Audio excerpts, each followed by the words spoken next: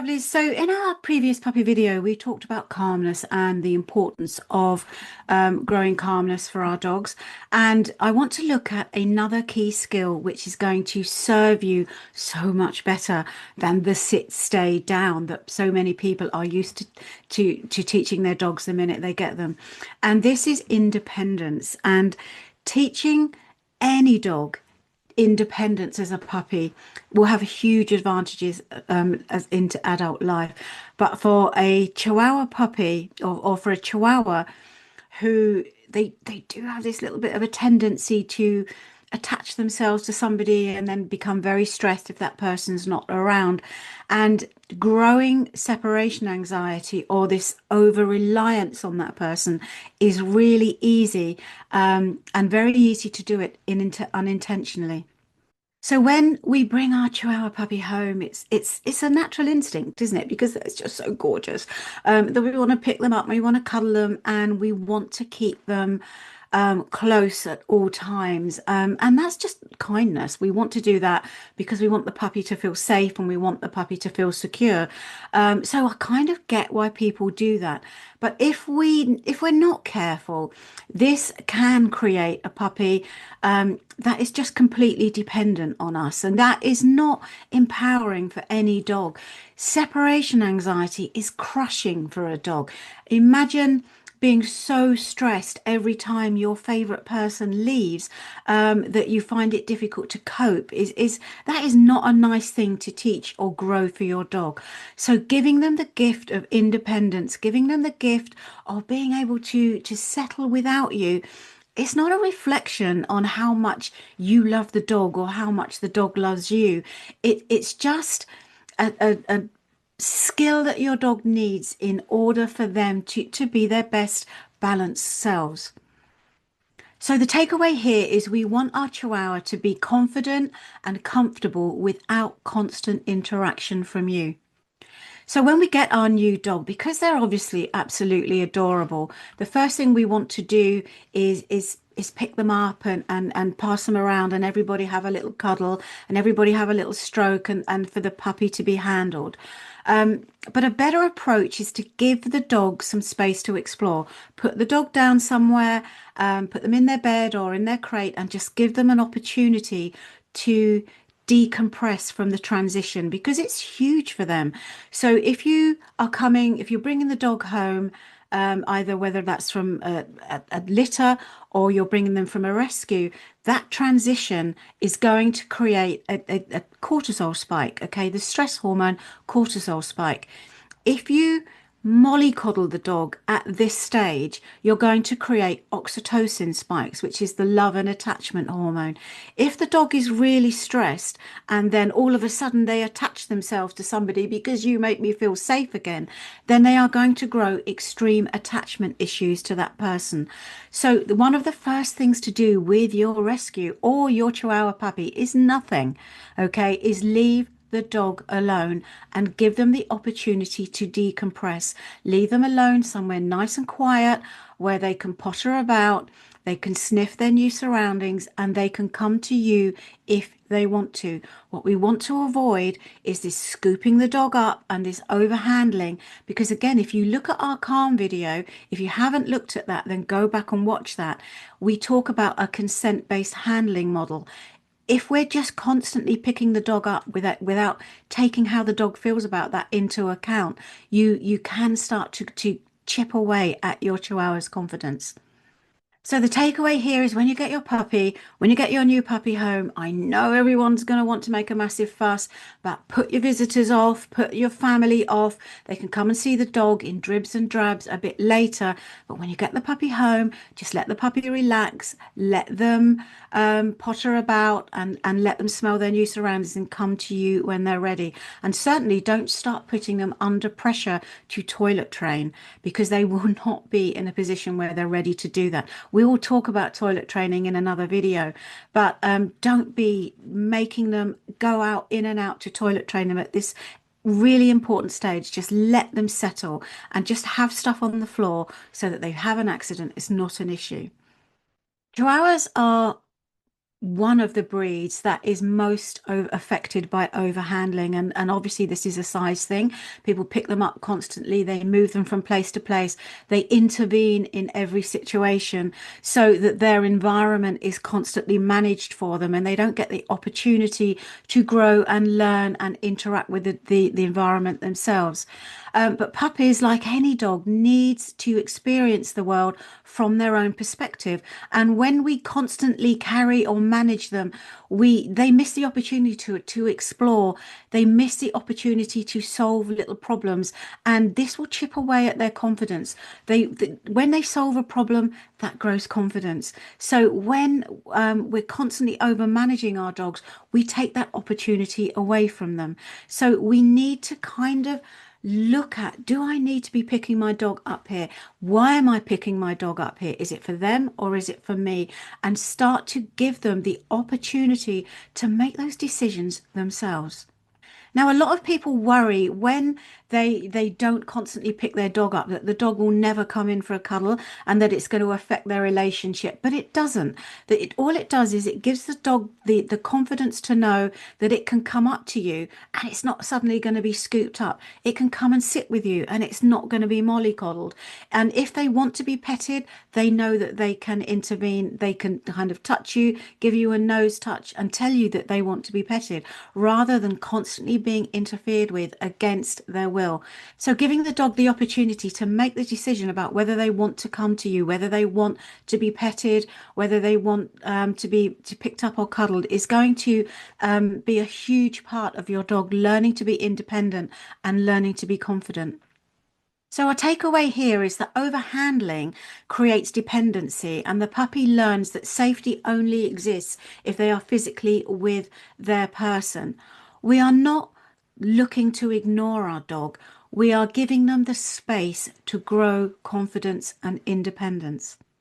Now, another very, very common trait of Chihuahuas is the following you about. I mean, there are loads of memes of you're having a little parade of Chihuahuas following you to the toilet and just basically sitting there and waiting for you.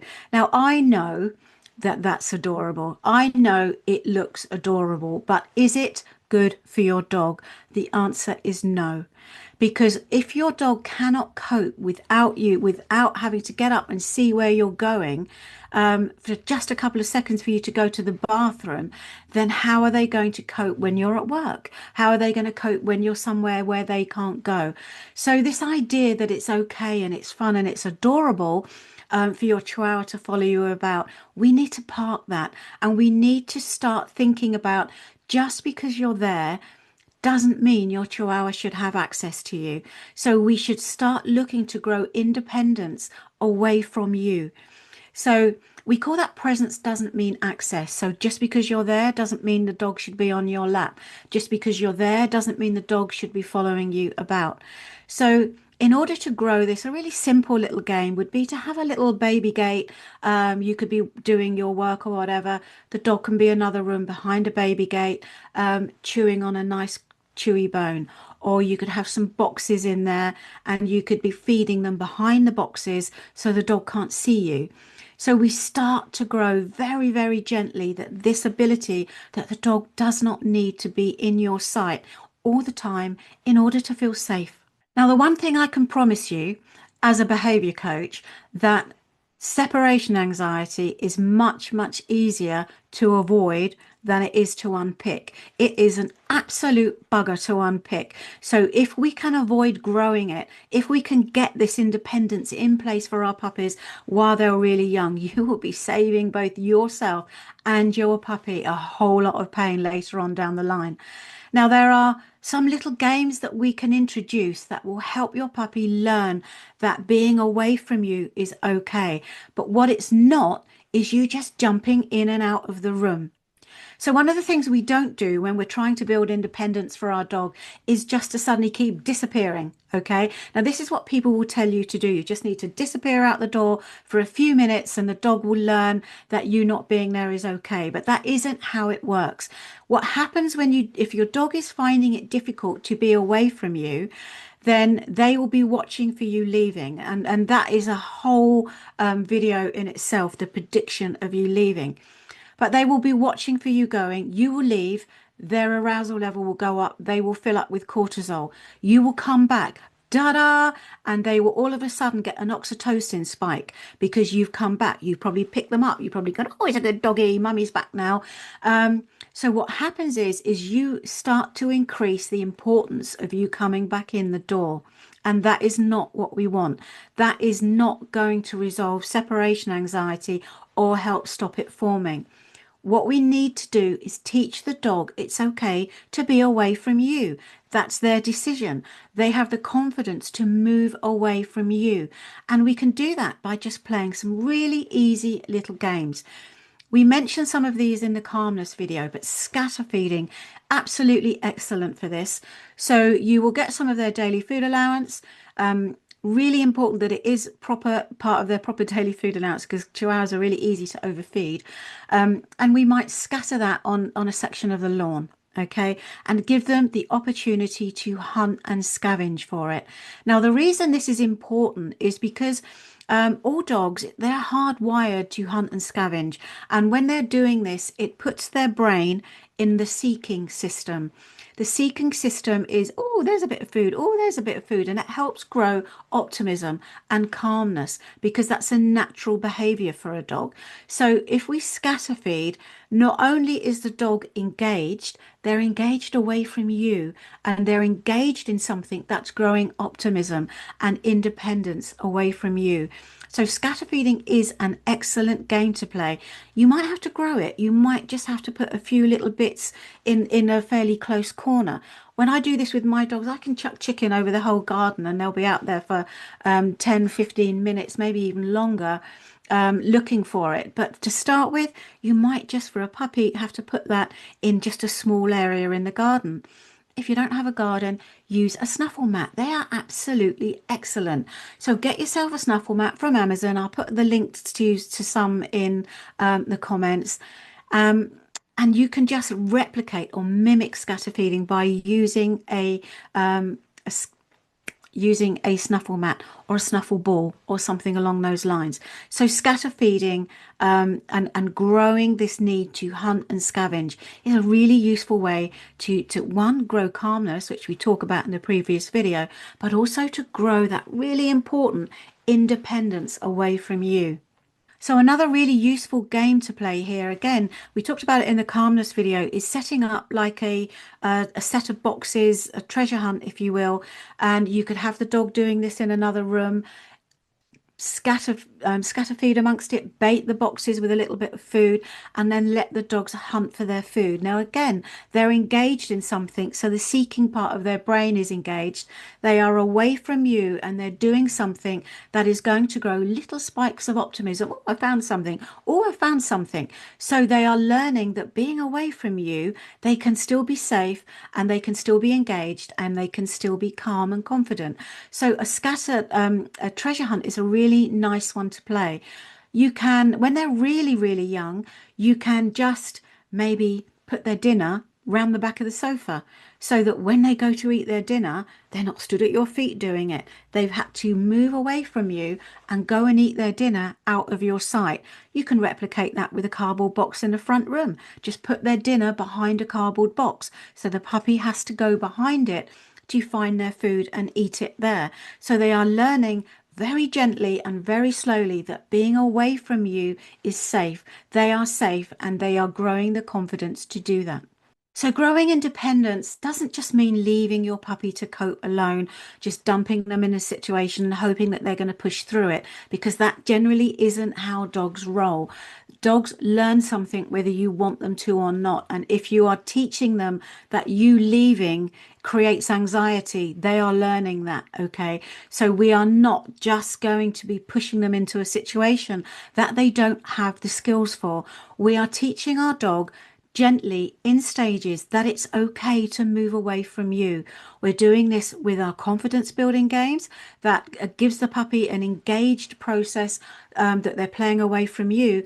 And we're also not allowing the dog the opportunity to follow you about. So if they're prone to doing that, maybe put them behind a baby gate with a toy or with the snuffle mat while you go about your business.